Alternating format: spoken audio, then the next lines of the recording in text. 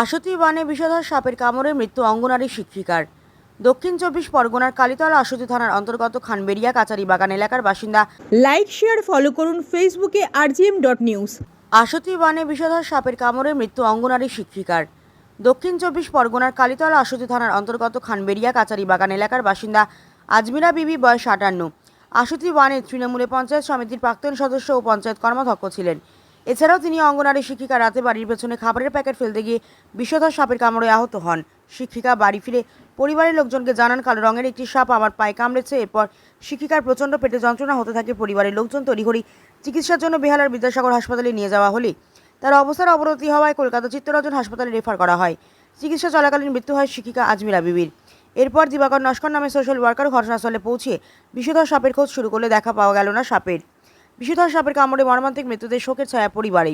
এই ঘটনার পর সাপের আতঙ্কে রয়েছে গোটা পরিবার। বাড়ির আশেপাশে ছড়ানো না হয়েছে ব্লিচিং পাউডার। মহেশতলা থেকে শেখ মনির রিপোর্ট rgm.news। ঘটনাটি হয়েছে রাত্রিবেলা। উনি একটু ওই খাবারের প্যাকেট ছিল, ওটা ফেলতে এসেছিল। তো ফেলে দেওয়ার পরেই উনি বাড়িতে যেতে গিয়েছে, বাড়ির মধ্যেই এটা যেতে গিয়ে সাপটা বলছে এরকম কালো রঙের, কালো সাপ, সরু মতো সাপ, বলছে এরকম সাপে আমাকে কামড়েছে। তো তারপরে আমরা চটজলদি একদম সঙ্গে সঙ্গে আমরা হসপিটালে নিয়ে গেছি বিদ্যাসাগর। তারপরে বিদ্যাসাগর রেফার করেছে পাকসাকাশ চিত্তরঞ্জন। ওখানে আবার এক্সপায়ার করে গেল।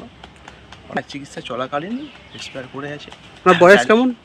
বয়স 58-59 হবে। আমার নিজের মাসি হয়। প্রদক্ষ ছিলেন? হ্যাঁ। তারপরে ICDS-এর উনি একটা ওই শিক্ষকের নিয়োগে উনি কর্মরত অবস্থায় ছিলেন। আমার নিজের মাসি। উনি কি আশুতি ওয়ানের কর্মদক্ষ ছিলেন? আশুতি মানে এর আগে ইলেকশন। এখন মর্গে আছে। আজকে মর্গ থেকে নিয়ে কাঁটাপুকুর থেকে হয়ে আসবে, লাশ আসবে ওই সন্ধ্যার সময় আসবে। তারপরে আমাদের যেটা নিয়ম আছে মাটি টাটি দেওয়া, ওইগুলো মাটি দেওয়া হবে। মানে আতঙ্কিত বেশ আছি। শুধু এইখানে যে সাপটা এইভাবে হয়েছে তা নয়, আমাদের পিছনে বেশ কিছু বাড়ি থেকে এরকম সাপ দেখা গিয়েছে, বা আনুষঙ্গিক আরও শুনছি যে এরকম সাপের উপদ্রবটা খুব বেড়েছে, প্রচণ্ড পরিমাণেই বেড়েছে। হয়ে আছি আমরা একটু। আপনার কি হয়? আমার নিজের মাসি। কি নাম ছিলেন? ওনার নাম হচ্ছে আজমিরা বিবি। আপনার নাম?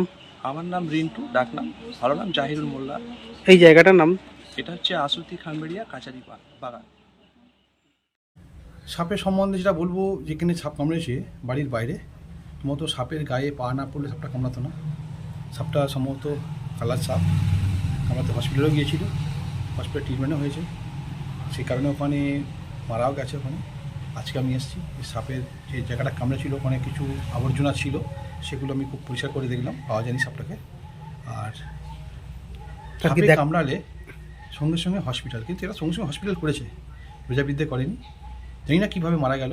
সঙ্গে সঙ্গে ট্রিটমেন্টও হয়েছে। 10টা ABSও চালানো হয়েছিল বিদ্যাসাগরে। তারপরে ওখান থেকে রেফারেল পিঠের যখন ব্যথা হয় ওরা চিত্তরঞ্জন পাঠিয়েছিল, তারপরে ওখানে মারা যায়। এখন কি পাওয়া গিয়েছে সাপটা? না, সাপটা পাওয়া যায়নি। এই জায়গাটার নাম? এই জায়গাটার নাম হচ্ছে খানবেড়িয়া। খানবেড়িয়া। এটা আশুতি ওয়ান। যেনাকে সাপে কেটেছে উনি কি মহিলা ছিলেন? হ্যাঁ, মহিলা। আপনার নাম? আমার নাম দিবাকর নস্কর। আমি সোশ্যাল ওয়ার্কার, এই ধরনের কাজগুলো করে থাকি। আর সাপে কামড়ালে সঙ্গে সঙ্গে হসপিটাল বার্তা দিই আমরা, আর প্রজাবিদ্যা না করে। কিন্তু এরা সেটাও করেছিল, জানি না কীভাবে মারা গেল।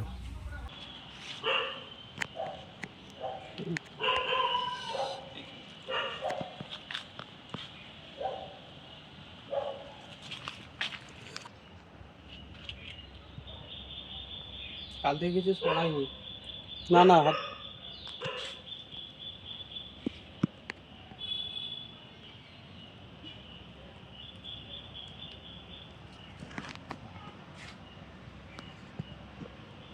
হয় 4-5 দিন।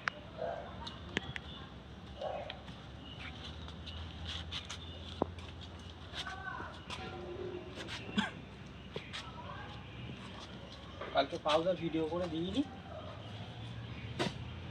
ভিডিও করে দিই।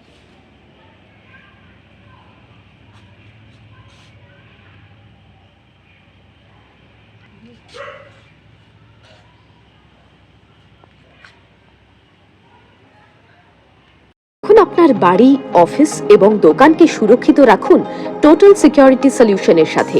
আমরা বিভিন্ন নামি দামি ব্র্যান্ডের সিসিটিভি ও সিসিটিভি সংক্রান্ত যাবতীয় অ্যাক্সেসরিজ বিক্রয় করার পাশাপাশি সার্ভিসও প্রোভাইড করে থাকি।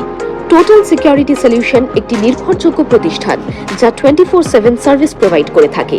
তাছাড়া এই প্রতিষ্ঠান দীর্ঘদিন ধরে যত্ন সহকারে দোকান, বাড়ি, কারখানা, school, nursing home, hotel, restaurant, শোরুমগুলিতে পরিষেবা দিয়ে চলেছে। আমাদের এখানে প্রশিক্ষণপ্রাপ্ত টেকনিশিয়ান দ্বারা কাজ করানো হয়। আমাদের ঠিকানা গার্ডেন রিচ, মেটিয়া ব্রুজ, কলকাতা 700024। বিশদে জানতে যোগাযোগ করুন 7003047447 এই নম্বরে।